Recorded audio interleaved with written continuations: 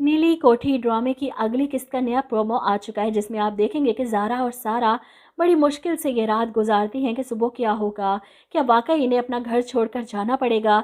ऐसे में आप देखेंगे कि सुबह होते ही नया मालिक मकान इन लोगों को घर से निकालने के लिए सर पर सवार हो जाता है।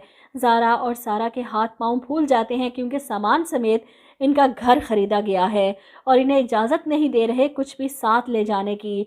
ऐसे में जैद, जो ज़ारा को लेने इसके घर आया था ताकि कोर्ट की हियरिंग में जा सके, ये सब देखने के बाद तो इसे बहुत गुस्सा आता है, इन मालिक मकान से भिड़ जाता है और पुलिस भी बुला लेता है। पुलिस आती है, जैद से हाथ मिलाते हैं और मसला पूछते हैं, जिस पर जैद इन्हें बताता है कि ये मेरी दोस्त है, इनके साथ फ्रॉड किया है इनके खालू ने, धोखे से इनका घर सामान समेत बेच डाला। ये देखें इसके डॉक्यूमेंट्स, एक तो इसके खालू के खिलाफ रिपोर्ट दर्ज करवानी है फ्रॉड की, और दूसरा इस मालिक मकान को देखें जो इन्हें इन्हीं का सामान उठाने की इजाज़त नहीं दे रहा। जिस पर पुलिस बीच में इन्वॉल्व होकर कम से कम ज़ारा और सारा को इतनी मोहलत देती है कि वो अपने चंद कपड़े और ज़रूरत का सामान उठा सकें।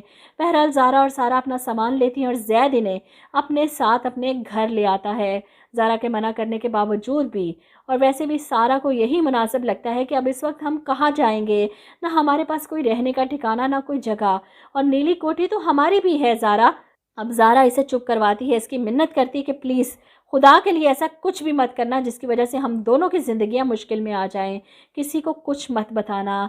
सारा वादा कर लेती है ज़ारा से कि मैं किसी को कुछ नहीं बताऊंगी। ये लोग नीली कोठी पहुंच जाते हैं और यहाँ पर अकबर अली के लाख मना करने के बावजूद भी जैद और नीलोफर मैडम इन दोनों बेसहारा लड़कियों को इस घर में रहने की इजाज़त दे देती हैं।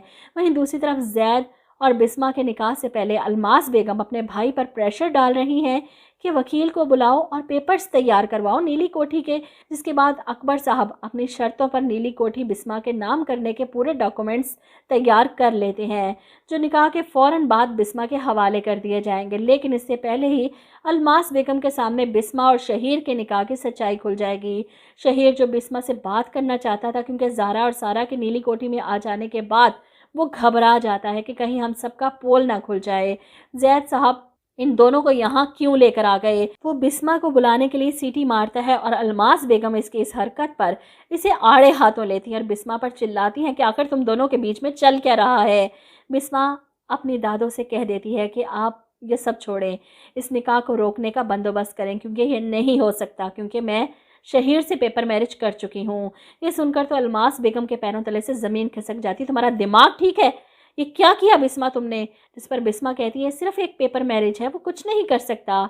जिस पर अलमास बेगम कहती हैं कि सोने की चिड़िया को कोई ऐसे हाथ से जाने देगा? लिखवा लो मुझसे, वो कभी तुम्हें नहीं छोड़ेगा। इधर आप देखेंगे कि जैद और ज़ारा आखिरकार अपना केस जीत जाते हैं।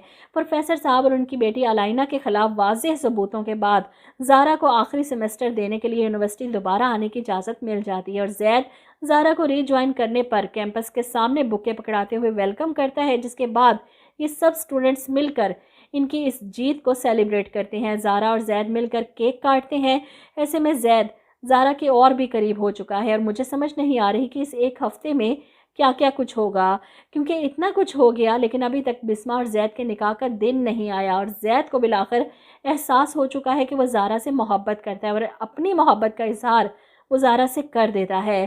थक चुका हूँ और मान चुका हूँ कि तुमसे मोहब्बत करता हूँ, अब तुम भी मान जाओ ये बात। ज़ारा परेशान हो जाती है, जैद अब शायद भूल रहे हैं कि आपका और बिस्मा का निकाह होने वाला है।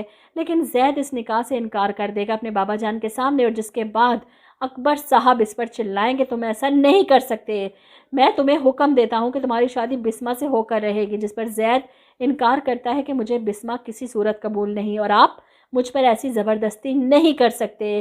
जिस पर अकबर साहब को शदीद गुस्सा आता है कि मेरा सगा खून होता तो शायद कभी मेरे साथ ये सब ना करता, और बाबा जान के मुंह से सगा सुतेले का लफ्ज़ सुनकर जैद गुस्से में वहाँ से निकल जाता है।